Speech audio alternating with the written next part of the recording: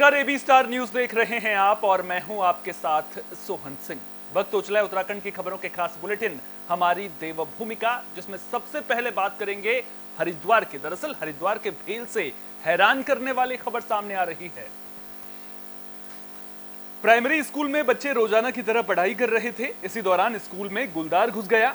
दिन दहाड़े गुलदार को देखते ही बच्चे और स्कूल स्टाफ दहशत में आ गए। आनन फानन में स्कूल की वाइस प्रिंसिपल ने बच्चों को क्लास में बंद किया और वन विभाग को मामले की जानकारी दी गई।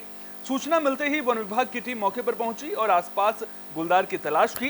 गुलदार को भगाने के लिए वन कर्मियों ने पटाखे भी फोड़े और फिर स्कूल की भी छुट्टी कर दी गई। स्थानीय लोगों ने बताया कि भेल सेक्टर 1 के सरकारी स्कूल के बराबर में खाली खंडहर पड़ा हुआ है। कई दिनों से उस खंडहर में एक मादा गुलदार 3 बच्चों के साथ दिखाई दे रही थी। कई बार तो गुलदार शिकार की तलाश में कॉलोनी तक घुस आता है। उन्होंने वन विभाग और भेल प्रबंधन से गुलदार से निजात दिलाने की मांग की है। ये तो रोज 5-6 बजे करीब आ जाता है यहाँ पे। 2-3 बच्चे हैं उसके और यहाँ बच्चों के साथ बैठ जाता है। एक दिन यहाँ दीवार से कूद के घर में चला गया, यहाँ क्वार्टर में 22 नंबर क्वार्टर में कुत्ता उठा के ले गया और उसका रोज का हो रहा है यहाँ पे। तो खतरा बना हुआ है इसका? खतरा पूरा बना हुआ है। प्रशासन कोई कदम उठा नहीं रहा। इसमें कई बार कंप्लेंट कर चुके।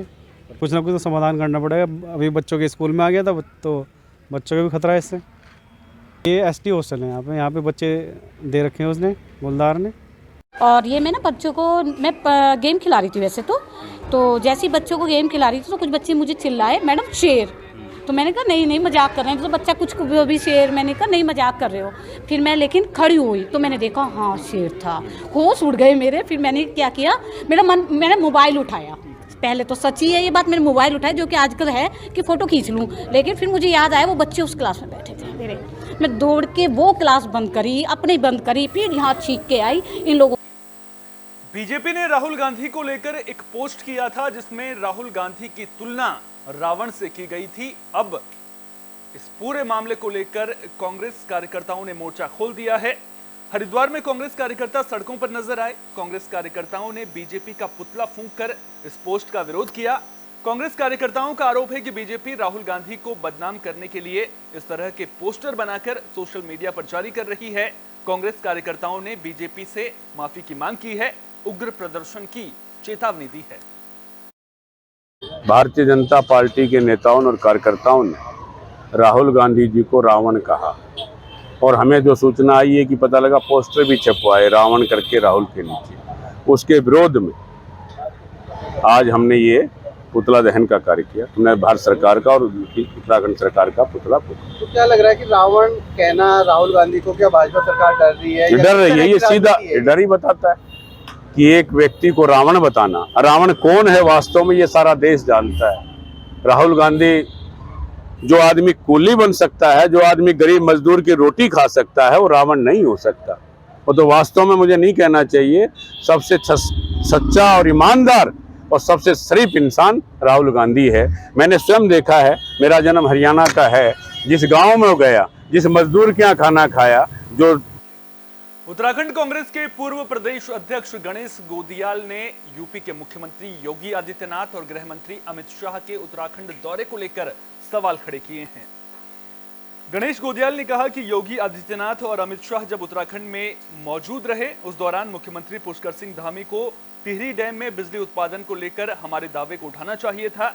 इसके साथ ही कांग्रेस के पूर्व प्रदेश अध्यक्ष ने गृह मंत्री के इस दौरे को पूरी तरह से पार्टी का दौरा करार दिया है और कहा है कि अमित शाह पार्टी के कार्यक्रमों में शामिल हुए, पार्टी की मजबूती के लिए जो करना चाहिए वो किया होगा। उन्होंने कहा कि गृह मंत्री को अंकिता भंडारी हत्याकांड को लेकर बात करनी चाहिए थी ताकि अंकिता के हत्यारों को कड़ी सजा मिले। उत्तराखंड के हितों को लेकर चर्चा करनी चाहिए थी, लेकिन वे केवल पार्टी के लिए ही यहां पर आए थे। हमें उम्मीद ये थी कि जैसे कि उत्तर प्रदेश के मुख्यमंत्री भी यहाँ हैं, हमारे मुख्यमंत्री तो हैं ही और अमित शाह जी भी हैं, कम से कम इस मौके का फ़ायदा इस रूप में उठाया जाता कि टिहरी झील में, टिहरी डैम में जो विद्युत उत्पादन होता है उसमें जो हमारा दावा था उस दावे को खारिज कर दिया गया। तो ये बात यहाँ पर कम से कम अमित शाह जी के सामने हमारे मुख्यमंत्री उठाते। हम ये उम्मीद करते हैं कि अमित शाह जी स्वयं देवभूमि में आए हैं। अंकिता भंडारी का मामला इतना बड़ा खौफनाक मामला यहाँ पर हुआ और उसके बाबत मीडिया में कुछ कहते कि कांग्रेस सेवा दल के 100 साल पूरे हो चुके हैं। इस मौके पर देहरादून में भी कार्यक्रम का आयोजन किया गया था। कांग्रेस सेवा दल के 100 साल पूरे होने पर कांग्रेस कार्यकर्ताओं में जश्न का माहौल देखने को मिल रहा है।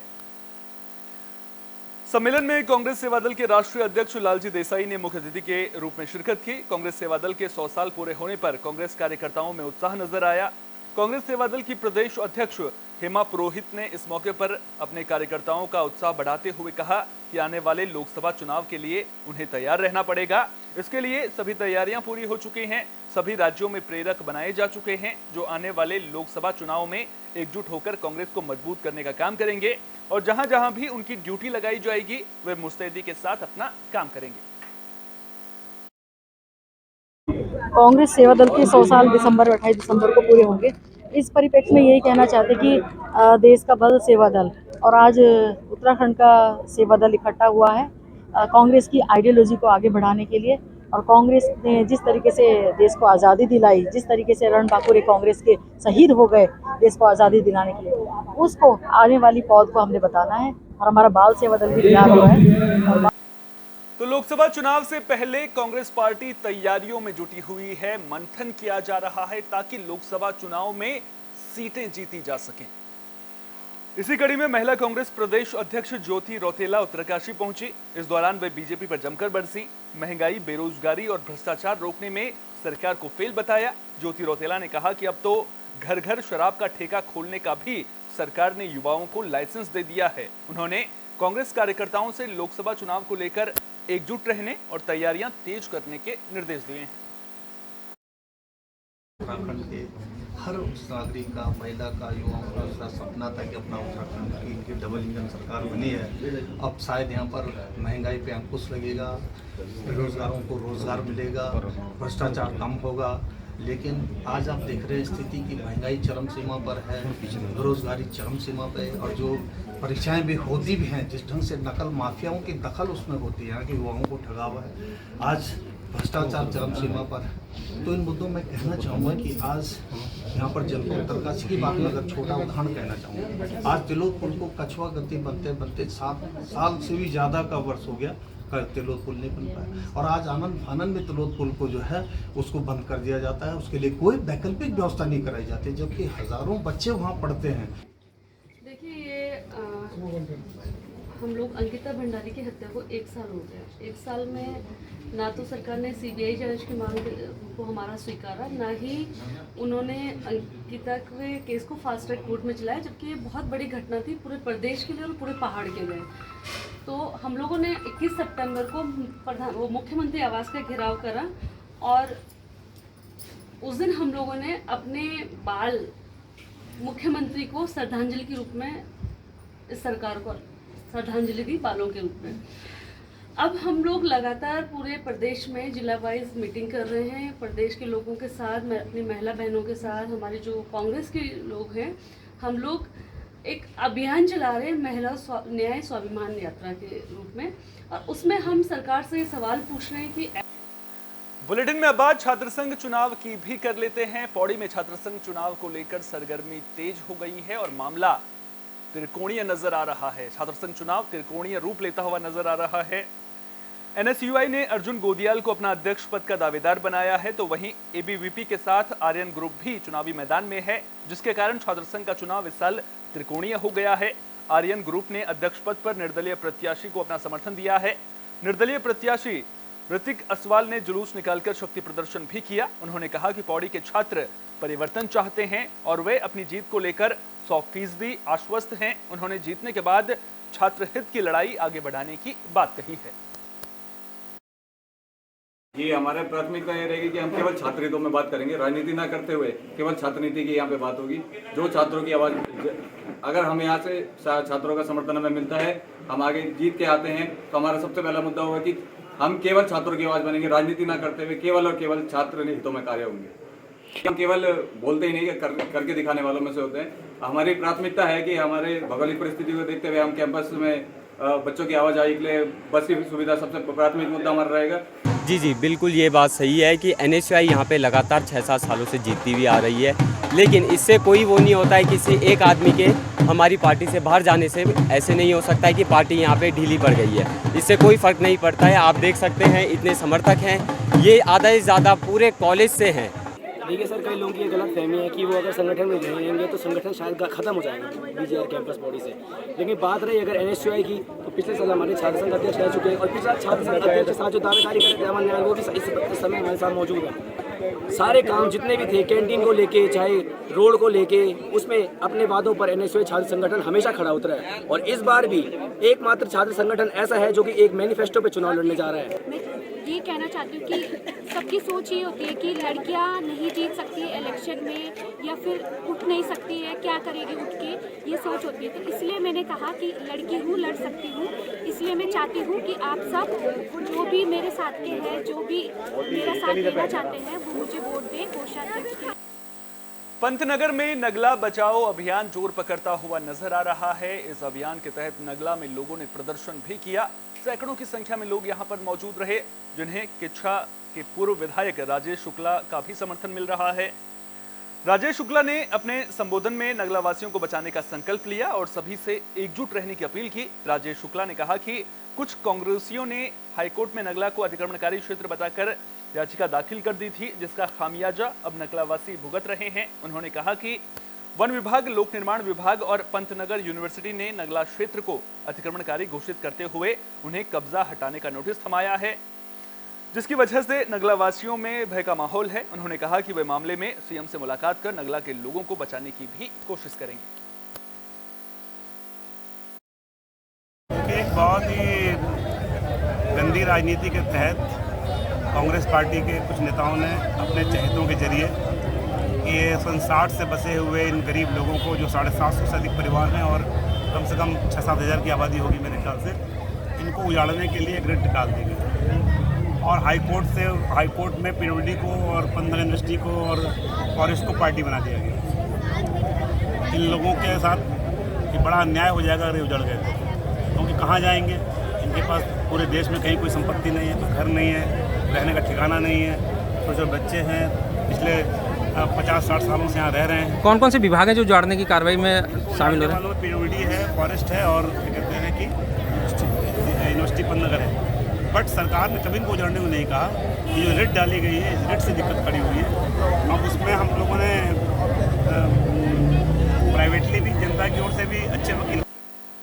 मंगलौर के नारसन ब्लॉक ऑफिस में आजादी के अमृत महोत्सव की धूम देखने को मिली। आपको बता दें कि इस मौके पर अमृत कलश यात्रा का आयोजन किया गया था, जिसका उद्देश्य उन वीर जवानों को सम्मानित करना है जिन्होंने देश के लिए अपना बलिदान दिया। मंगलौर के नारसन ब्लॉक में महिलाओं ने कलश यात्रा निकालकर देश के शहीदों को याद किया। नारसन के प्रत्येक गांव से मिट्टी और चावल इकट्ठे किए गए, जो दिल्ली में बनाए जा रहे उपवन के निर्माण के लिए भेजे जाएंगे।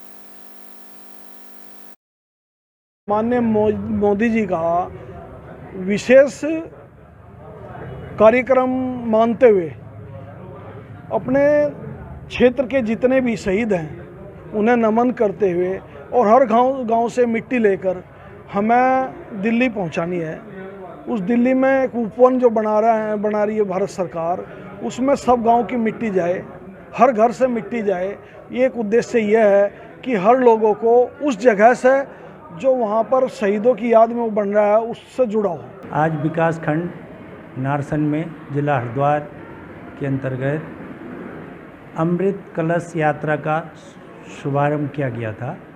इसमें विगत माह प्रत्येक ग्राम पंचायत में घर घर से मिट्टी और चावल को एकत्र कर रखा गया था और 1 तारीख से 13 तारीख तक इसे विकास खंडों में संग्रहण होना था, जिसमें चावल और मिट्टी का विलय करके एक बड़े कलश में।